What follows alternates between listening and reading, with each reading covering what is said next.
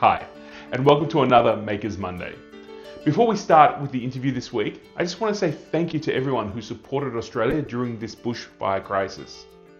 As you might remember, a few weeks ago, I asked everyone who could help with supporting or making a donation to do so because Australia was under an incredible bushfire crisis that burnt out areas that we had never seen touched before.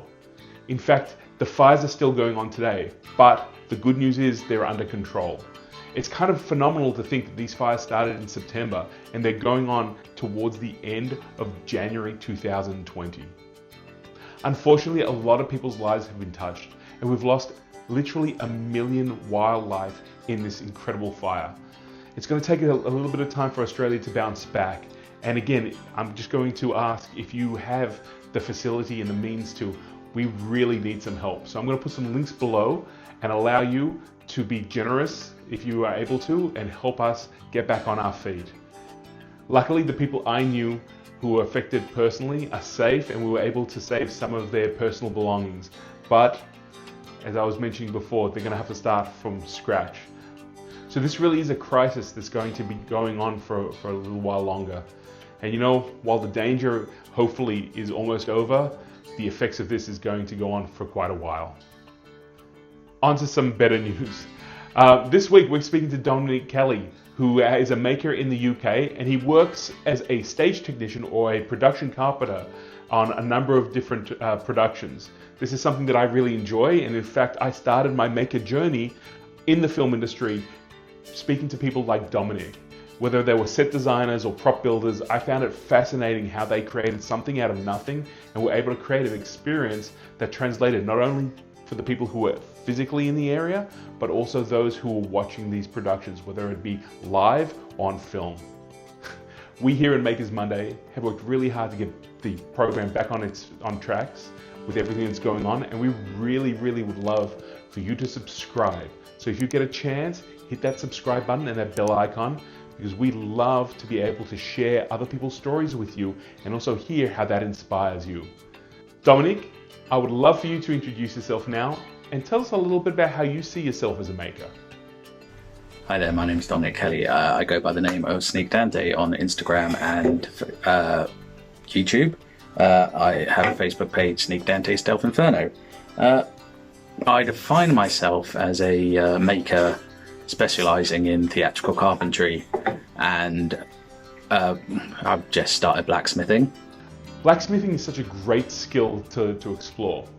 It's kind of a little bit like a black art. Once you've learnt it, you can do it with almost anything as long as you've got some heat and a hammer. So tell me, Dominic, what was your last project and did it involve you using your blacksmithing skills? My last project was I was working on pantomime the last 5 weeks, building props for the show, including a trick prison where you pulled a lever and it released the bars and they dropped onto the floor to free the prisoners. Those bars look like a huge metalwork project. Very impressive. Does your favorite tool now reside in the realm of blacksmithing? My favorite tool happens to be, it's a theatrical one, it's the wiggle pin gun. A wiggle pin or a corrugated fastener, it's a pneumatic stapler, but it fires the inch-wide corrugated fasteners that you normally have to hammer in by hand. It's a pretty scary tool, it's very noisy, but it's a lot of fun to use because it makes building theatrical flats really quick and easy. That's really neat. I've yet to actually use a wiggle pin gun, but pneumatic nailers are one of my go-to tools when I'm creating something really quickly. Did you use one of these pneumatic nailers or a wiggle pin gun when you were constructing your favorite project? My favorite project happens to also be a pantomime based one. I had the opportunity to work with the magician Scott Penrose on a couple of years ago, building some tricks for the Christmas show, and working with him I learned a lot of ways how magic is, like how the tricks are done, like how misdirection is used in magic tricks, and how human perception on the normal way things work, like in theatre you always, like how you read, you always scan left to right, and how in magic, it's normally the opposite way around, because that throws the mind and you tend to ignore it. Finally, my favourite skill I'd like to learn is I'd quite like to learn sign writing, like traditional sign writing, as opposed to the method we have today, where you normally in theatre project it onto a piece, or you create a vinyl stencil and cut it out. I'd quite like to learn the traditional hand-drawn letter writing skill that's slowly disappearing, but I'd quite like to learn that. Okay, thank you for your time, and see you around. Bye. It's arts, because that's exactly where I started my maker journey.